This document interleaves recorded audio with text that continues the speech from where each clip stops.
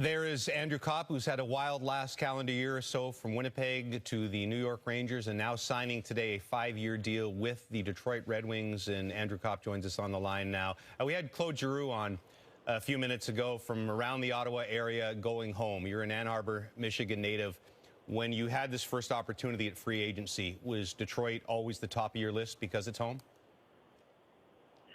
I think it was in the top group. I really enjoyed my time with the New York Rangers, and there was a couple other teams that I was looking at. But I think at the end of the day, the chance to go home, play with a close buddy of mine, Dylan Larkin, and kind of try and help, this rebuild that's well on its way. And I feel like, with the, addition of me and as these young players continue to mature and get better, I think, the sky's the limit. So just really excited to be a part of the group and help the group take the next level. I was going to ask you that. How much was Dylan in your ear these last few weeks? Not too much, honestly. I think, when we talked at the end of the season, he was, obviously he's like, dude, you got to come, blah, blah, blah. But I think he knew he knows the process, and it's not exactly as black and white as just, oh, you want to come home. So, but going through it, and it was kind of started to feel like this was going to be the right decision, and I was able to get a good deal done, I think, for both sides, and just feel really lucky that I'll be able to be around my friends and family every day. I think being in Canada kind of got a little hard, especially the last couple of years with the COVID restrictions and everything. So really looking forward to being around friends and family for the whole year, and just can't wait to get started. You've had a taste of a decent cup run in Winnipeg, and then you had another taste this year with the Rangers. Does it pause you when you know that Detroit's not quite there yet, and it might be a couple of years before you get back into the playoffs and can have that feeling again?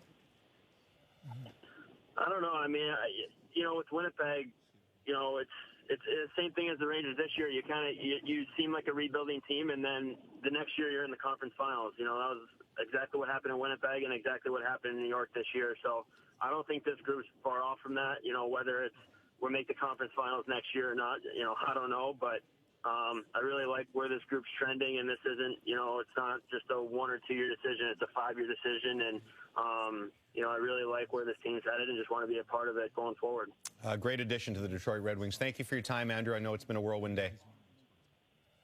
Thank you very much, guys. There is Andrew Copp, who contributes for the Rangers this year down that stretch and in their solid playoff run, but goes home with the egging on of Dylan Larkin, his good buddy, and signs with Steve Yzerman's Detroit Red Wings. I'm a little confused by the Copp-Trocheck.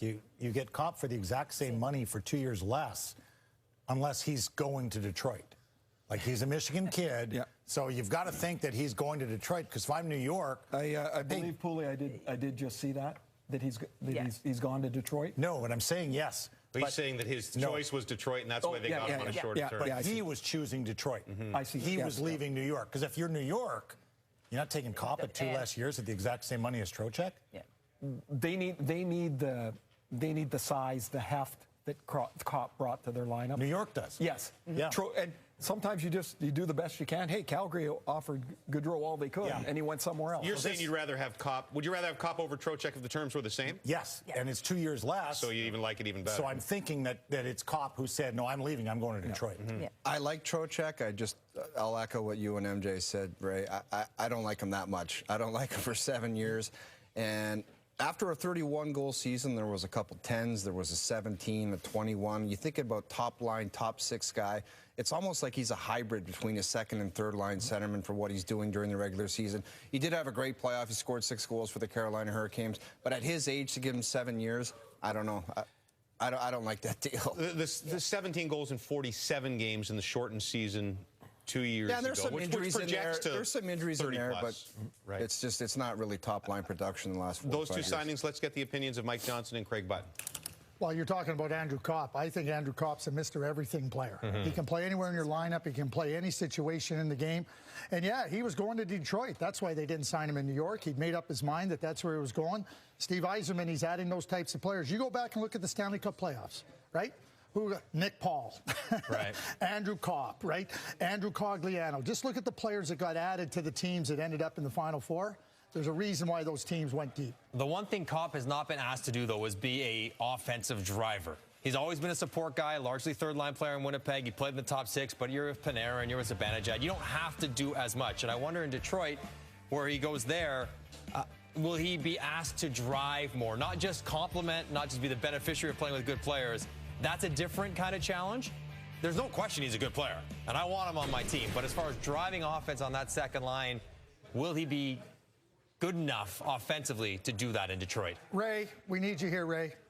So we talked about exactly this, putting players into the right positions, right? And ask them to do what they're capable of doing. I think Steve Yzerman knows exactly what he's getting with Copp, and he's going to ask him to do exactly that. I find teams get more disappointed with players when they ask too much or their role isn't defined enough for them.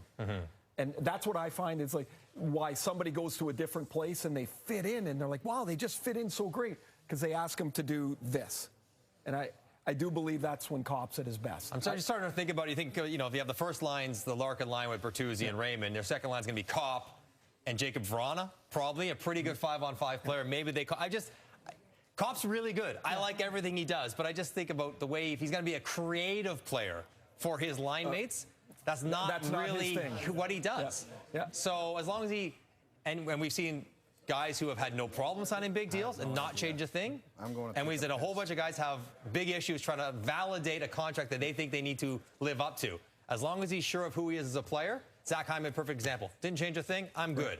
Mike Komisarek in Toronto tried to change everything, was not so good. So as long as he can handle that, James, then he'll be okay. Steve Yzerman's been quietly building that team for a while now. They were 33 points out of a playoff spot last year. Buffalo took a step up. We expect Ottawa to take a step up closer. There was a huge gap between the playoff teams and non-playoff teams in that division. How close is Detroit to making a move, or is it a couple more years of the build? I think it's just what you just said. It'll be a steady climb up. I don't think they're ready to be a playoff team. The Ottawa Senators have done some nice things, and they're trying to push themselves further ahead. They're going to be challenged. Every team in the Eastern Conference had 100 points last year. Well, you got to make up a lot of How wins. good is Husso? I mean, is he going to be similar numbers in St. Louis? That'll go a long way. And Edvinsson, coming over from Detroit, another one of the Swedish defenders, apparently very, very good. Their defense is just not good enough to make the playoffs right now. What's that? We know Craig likes that one. He's supposed to be excellent. Him and Sider on the blue line for the next 12 years. Watch out. His mobility for a big guy, too. Let's take a second. We'll take a commercial break, and we'll regroup one more time and get more signings for you and analysis from our team here on the Free Agent Frenzy on TSN. Also here from the Overdrive panel with Brian Hayes and Noodles and the O-Dog.